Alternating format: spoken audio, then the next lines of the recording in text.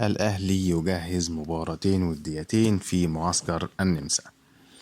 تسعى إدارة النادي الأهلي المصري برئاسة الكابتن محمود الخطيب إلى تجهيز مباريات ودية للفريق الأول لكرة القدم خلال معسكره الخارجي في النمسا تحضيرا للموسم الجديد. وكان السويسري مارسيل كولر المدير الفني لفريق الأهلي منح اللاعبين راحة وأجازة من التدريبات عقب مباراة المصري البورسعيدي في ربع نهائي بطولة كأس مصر عقب نهاية الموسم الماضي. النادي الأهلي فاز في المباراة ديت بنتيجة 2-1 بعد مباراة مثيرة، ومن المقرر أن ينتظم لاعبو فريق الأهلي في التدريبات الجماعية على ملعب مختار التتش بالجزيرة مع نهاية شهر أغسطس الجاري، وده قبل السفر إلى النمسا.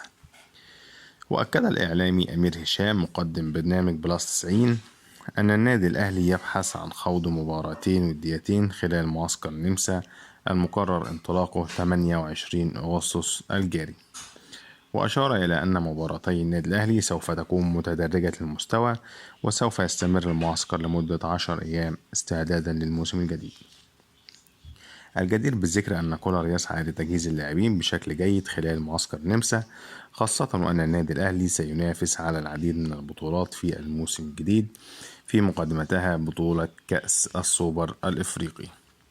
طبعا النادي الأهلي لازم بيستعد بقوة قبل بداية الموسم، وده شايفين إن هو بيستعد بمعسكر خارجي في النمسا وهيلعب مباراتين وديتين.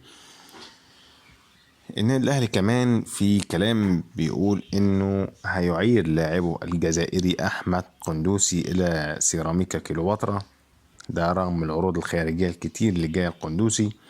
لسه طبعا الكلام مش أكيد، بس ده كلام من داخل النادي. هنشوف الأيام الجاية فيها إيه، ويا ترى قندوسي هيعار إلى سيراميكا كليوباترا ولا عرض خارجي. خلونا نشوف ايه اللي هيحصل. لو عجبكم الفيديو اشتركوا في القناة وفعلوا الجرس عشان توصل لكم كل فيديوهاتنا اول باول، واعملوا لايك عشان ده بيدعمنا وبيخلينا ننتشر.